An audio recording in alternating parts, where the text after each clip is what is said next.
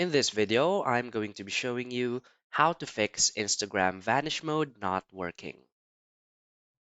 So please watch the video until the end and follow this tutorial step by step to avoid making mistakes. So let's get started. So the first thing that you want to do is open up your Instagram app.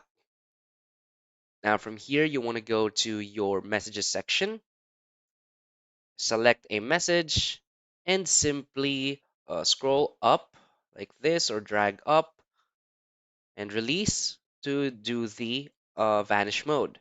So if in any case that isn't working for you, the cause it maybe is that your account is on professional mode, or this person's account, the one you were chatting with, their account is on professional mode too. So you cannot send vanish mode or activate vanish mode with the person or people that has professional accounts because they might miss some messages. And you can also use vanish mode if you are on professional account. So another thing that might cause this issue is that you are not following each other. So make sure that you are following this person and this person follows you back.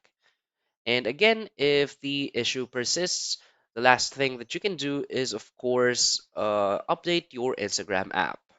So simply head over to your app store, search for Instagram, and make sure that your Instagram application is updated to the latest version.